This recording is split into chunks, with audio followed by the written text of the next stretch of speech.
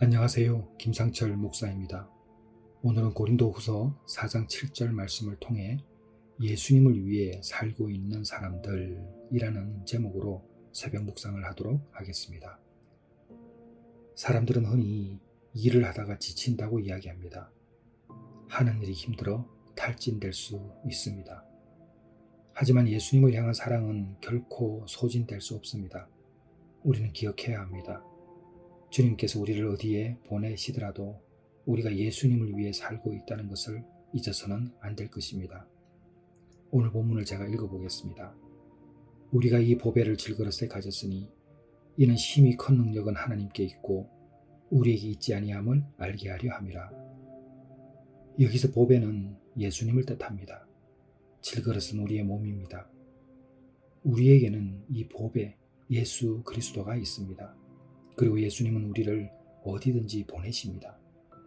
오직 그분을 위해서만 살고 주님만이 내 삶의 유일한 열정과 집중의 대상이 된다는 것을 우리가 알게 되는 것이죠. 그리고 우리는 예수님의 영광과 존귀를 돌려드리며 사는 것입니다. 오늘 본문을 통해서 저는 예수님을 위해 살았던 사람들의 짧은 이야기를 한번 나눠보겠습니다. 제가 감독했던 잊혀진 가방에 나온 분들입니다. 그 중에서 에반 데이비스 선교사님을 잊을 수가 없습니다. 그분은 외국제 총재였죠. 이분은 저에게 이렇게 말씀해 주셨습니다. 소명이 점점 희미해지고 절망감에 빠져 소명을 그만 내려놓고 싶어질 때 저는 이렇게 이야기하고 싶습니다. 모든 것을 잠시 멈추고 처음으로 돌아가세요. 부르신 이가 하나님이라면 하나님이 누구인지 기억하시기 바랍니다.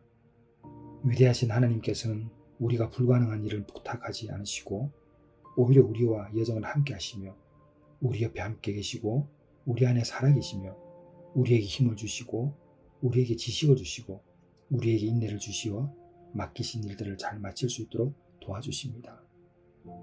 에반 데이비스 선교사님은 이런 말씀을 해주시면서 소명을 회복할 것을 말씀해 주셨습니다. 그리고 헬렌 로즈비어 선교사님의 말씀도 기억납니다. 헬렌 로즈베 선교사님은 이렇게 말했습니다. 제가 크리스천이 된 지 30분 정도 되었을 때 예수님을 위해 고난받는 것이 특권이라는 말을 들었습니다. 그리고 특권이라는 단어가 제 인생에서 가장 중요한 단어가 되었습니다. 주님께서 우리를 이끄셨다는 것은 정말 특권이죠. 예수님께서 기꺼이 함께 우리 안에 살고 계신다는 것이 특권이지 않나요? 예수님을 위해 섬길 수 있도록 허락받았다는 것과 우리가 주님을 위해서 고난받는다는 것은 특권입니다. 어쩌면 헬렌 로즈비어 선교사님의 이러한 고백이 그녀를 위대한 선교사로 기억되게 만든 것이 아닌가 생각을 해봅니다. 이어서 헬렌 로즈비어 선교사님은 이렇게 말씀해 주셨습니다. 어떤 분이 언제 말씀하시기를 예수님은 지금 천국에서 당신을 위해서 기도하고 있습니다. 그래서 당신이 지금 아무것도 할 수 없다 할지라도 현재 너무 힘들고 지치고 두려움에 있다 할지라도 그냥 주님이 당신을 위해 기도하시는 것에 아멘이라고 말씀하시면 됩니다. 이 말이 저에게 힘이 되었습니다. 저는 총살대 앞에 서 있던 적이 있었습니다. 그 순간 저는 주님이 무엇을 기도하신 간에 아멘 주의 뜻대로 하옵소서 하였습니다. 그리고 저희는 총에 맞지 않았습니다. 하지만 저는 그 당시 반드시 죽을 거라고 생각했습니다. 주님은 어떤 끔찍한 일이 일었을지라도 위안을 주십니다. 무슨 험한 일이 일어나든지 안심이 됩니다. 말라리아에 걸려서 열이 너무 날 때에도 아무 생각이 안 나는 중에서도 그분은 아시지.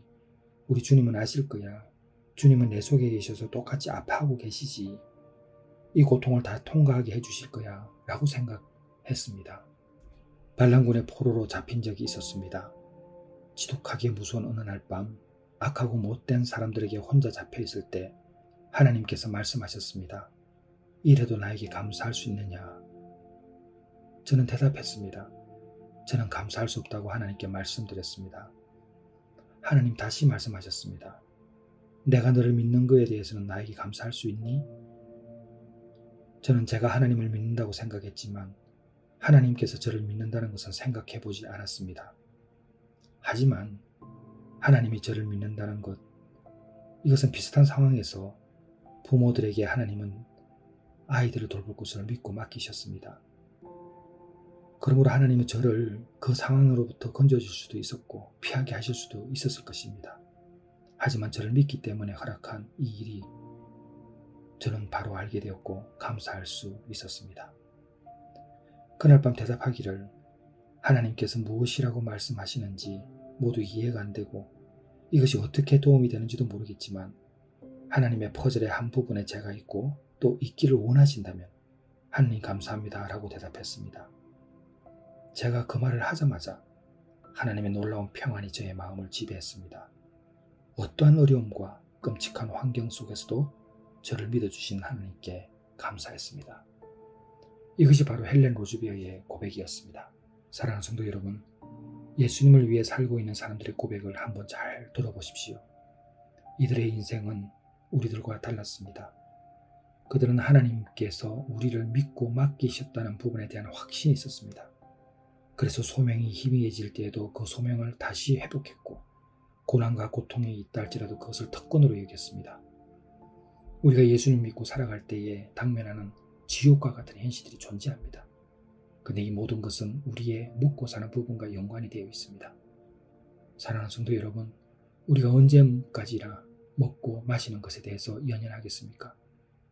그것이 몹시 힘든 일이긴 하지만 그것을 뛰어넘어야 되지 않겠습니까?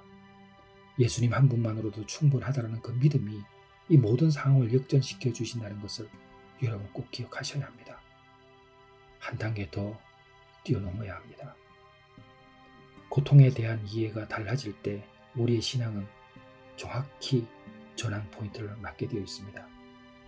저는 우간다 엔테베 공항에서 만났던 조이 마틴을 잊을 수가 없습니다. 그는 MAF 항공 선교사였습니다. 그가 이렇게 이야기했습니다. 몇 주 전에 콩고에서 사역하시는 목사님의 사모님께서 아프셨습니다. 치료를 위해 정글에서 그분들을 비행기로 모시고 나와 병원으로 보내드렸습니다. 그러나 2주 후 사모님께서 돌아가셨고 장례를 위해 우리는 그 시신을 다시 그분의 고향으로 보내드려야 했습니다. 정말 특별한 비행이 시작되었습니다. 사모님의 관을 비행기에 실었을 때 목사님께서 자신을 소개하시고 말씀하시기를 뒤에 있는 게 제 아내입니다. 아내를 잃은 그분께 전 무슨 말씀을 드려야 할지 알 수 없었습니다. 그때 목사님께서 저를 바라보시며 다시 말씀하셨습니다. 하나님은 우리 삶의 주인 되십니다. 저는 그분이 아내를 잃은 것으로 슬퍼하는 것을 바라보면서 동시에 그가 하나님에 대해 알고 있는 진실, 하나님께서 우리의 주인 되심과 모든 것이 그의 완벽하신 계획 아래 있는 믿음을 굳게 붙잡고 있는 그 모습을 보여주었습니다. 그 사건은 제게 커다란 용기를 주었습니다. 사람들의 삶에 있어서 정말 고통스러운 일들을 이겨낼 때 고통을 겪는 도중에도 끝까지 주님의 주 되심을 붙들고 흔들리지 않는 모습을 기억만 해도 저에게는 큰 힘이 되는 것 같습니다. 사랑하는 성도 여러분, 하나님은 우리의 주인 되십니다.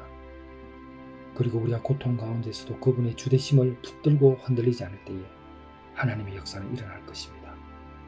예수님을 위해 살아가고 있는 사람들의 삶이 어떠한지 오늘 깊은 묵상을 통해 여러분의 삶에도 변화가 일어나기를 주님의 이름으로 축원합니다. 기도하겠습니다.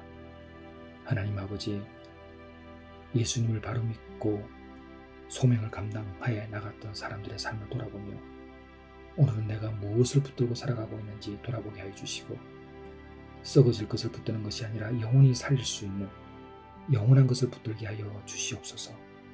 예수님의 이름으로 기도드렸사옵나이다. 아멘.